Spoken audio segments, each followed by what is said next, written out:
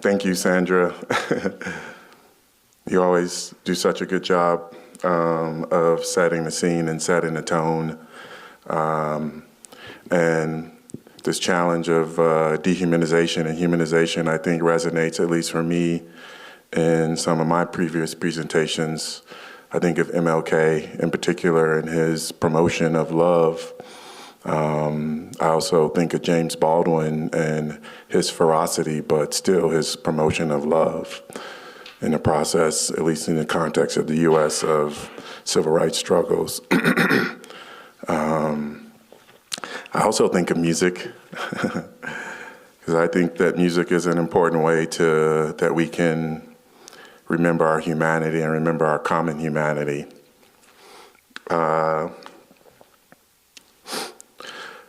We are born the same. We are born the same. We are born the same. Return to that place.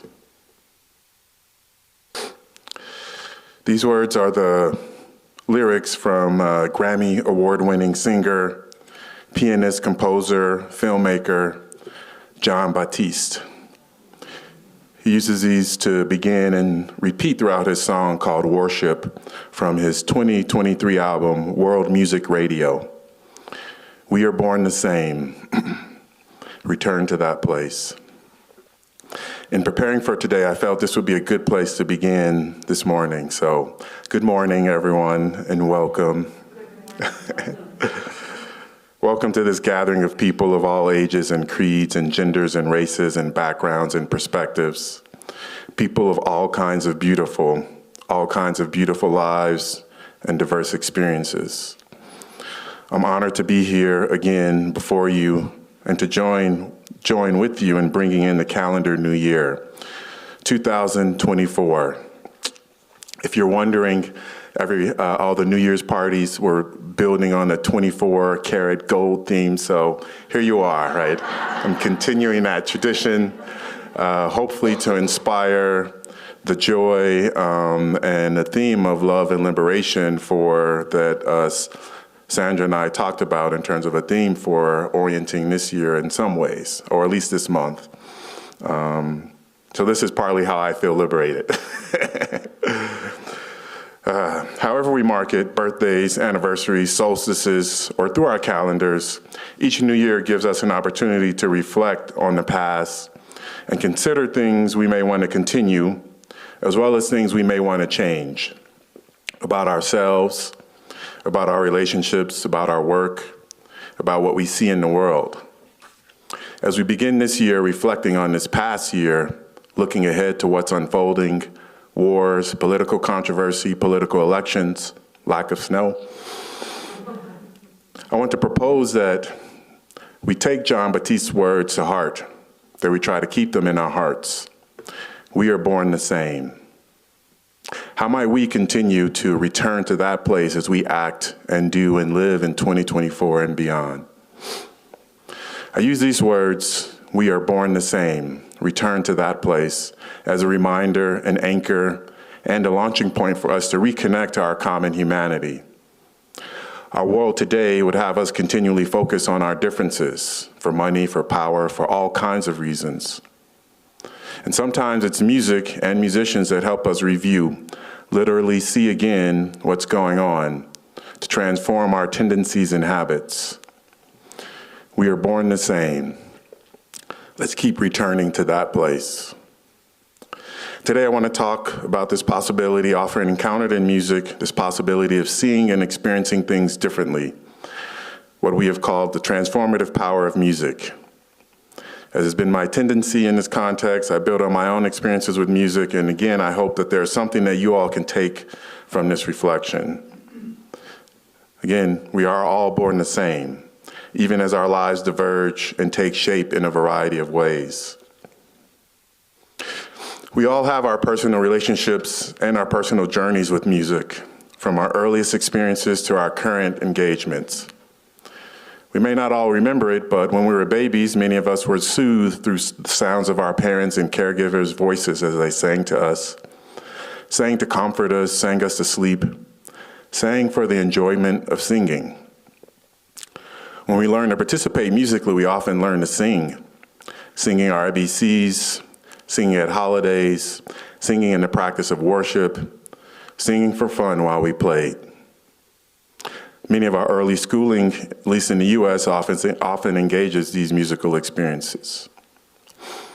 This is to give context to the ways that music accompanies us in our lives, through comfort, through family, through friends, through educational experiences, eventually through love and heartbreak, and even ecstatic joys.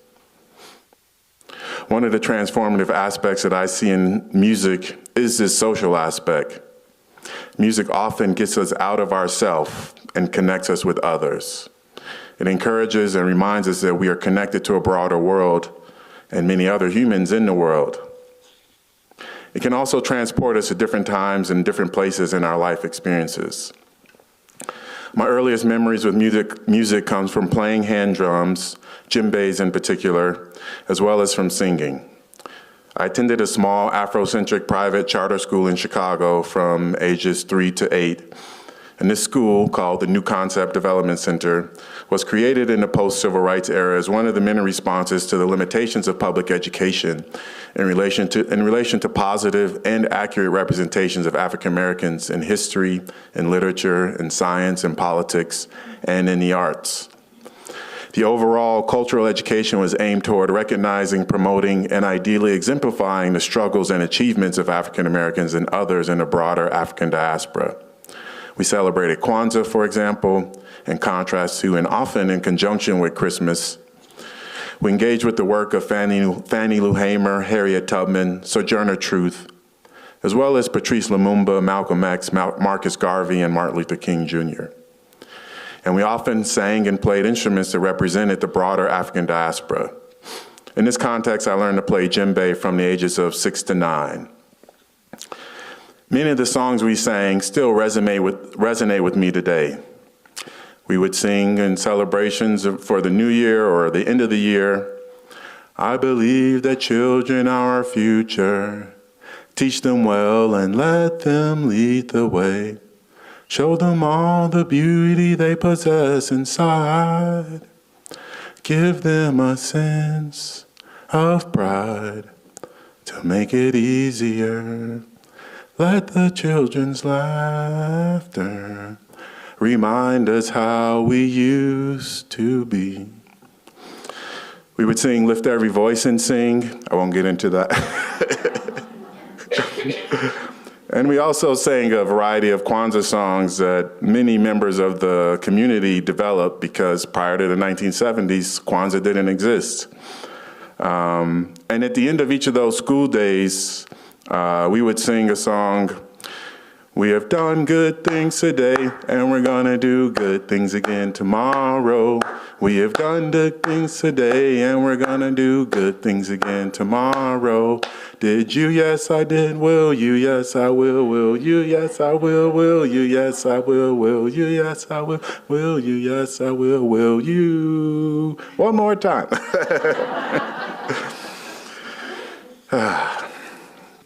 In these examples, music was a part of the broader transformative goals in the community and the educational context of reorienting our values around positive African American and African diasporic figures and practices, even as new practices and songs were being created.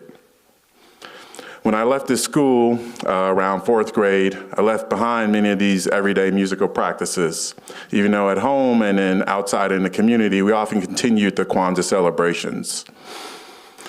At the age of 10, I received a boombox for my birthday. It wasn't very big, okay? It wasn't Radio Raheem's, but it had a tape deck and it had access to radio stations, and it was mine. This gave me a new kind of musical freedom, a way to personalize my musical experiences even beyond the influences of my parents and teachers. Little did I know that it would set me up for later musical adventures in DJing. I DJ part-time at KGLT when I can, so listening to my radio, I began to discover or at least listen further to hip hop and house music, which were popular in the 1980s in Chicago. And through conversations with friends and schoolmates and brothers and other family friends, we would talk about these songs and these sounds, and I began to request music for myself, again, different from my parents.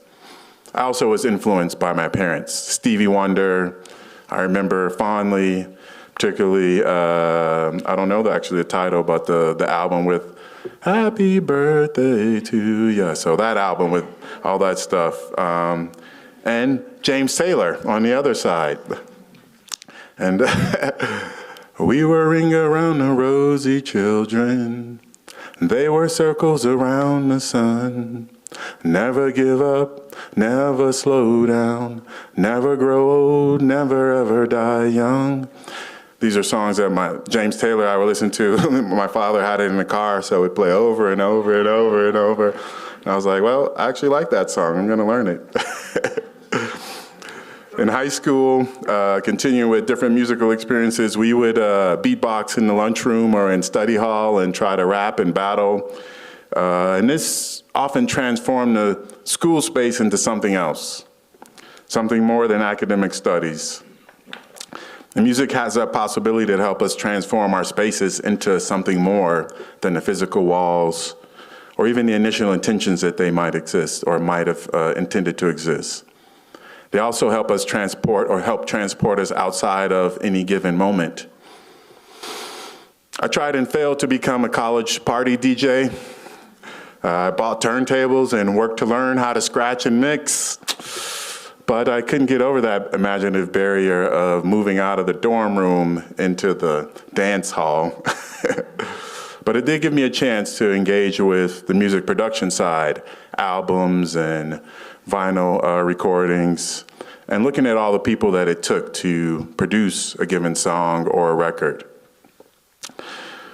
While I learned music at a young age and participated in a variety of ways, I didn't start playing instruments really until I moved here to Bozeman in 2009.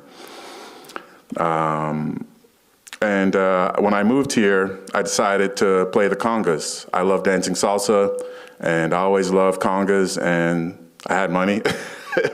So I bought a pair and got going. Let's see. I studied on YouTube videos and with other people in town, and eventually learned how to play well enough that I got invited to play with the band. That band was called Dub Sultan. They wanted a percussionist, and this was in 2012, and transformed my relationship to music completely. I became a part of music in a different way, from the live and in-person creator-performer side of music, really in a way of being inside of music and musical experiences. And this is still one of my favorite ways to experience music, to play for other people, to share in that engagement with other musicians and with audiences. And I don't think there are very few other experiences like that. So I always encourage everyone to continually participate in musical experiences because it's one of our, I think, beautiful human ways to be. And music has also been a space for me to work through challenging life experiences in creative ways. I mentioned last year, as a parent, my son was taken from me when he was 3. And in that process, I was able to focus some of my energies toward music. I imagined an album that he was taking, the album was more traveling to outer space and returning, right? Because you can't make it direct all the time. But in the process of creating that, it helped me to think about, one, his return, eventual return, but also to put that energy, some of the sadness, some of the pain, some of the frustration into something that was creative. I still use that experience today, not only for transforming sadness, but also the confidence in translating everyday experiences and feelings into something else, something musical that can be shared and expressed, even if the underlying emotional experience isn't the same for everyone. I find this type of creativity liberating. the song that I sang was one example of that experience as well. So not necessarily my sadness, but how to use music as a way to honor others, and to potentially transform those experiences into something with a mix of joy and irony and sadness, a celebration and a reflection at the same time. I want to finish up here in this scattered journey with words that were inspired by music and love and possibility. The song in itself is titled Thoughts on You, and this is from the pre-chorus section of the song. What could it be? What could we do? Could we imagine? So many things that we could do, we can't yet fathom. So many ways that it could go, it could be random. I'm caught up in these passions, and I hope it's everlasting. It turns out to be a love song. And yes, it does include romantic love, but it also incorporates familial love, the deep love of friendship, and the love that blossoms when possibility is present. What could it be? What could we do? Could we imagine? I have my thoughts on all of you at this moment and what we share together. So yes, it is a love song, but a love song for the future, for a brighter future, as most love songs tend to be. What could that future be? What could we imagine? Where can our passions take us? What can we do to cultivate a hope that's everlasting? I look forward to this new year with these musical inspirations in my mind and my heart. What else will we cultivate? Places and practices to stretch outward, to reach toward, remembering that we are all the same. We're all born the same. A place to return again and again. I want to thank you all for allowing me to return here again. And I really want to thank you for your time and attention this morning as well. Thank you.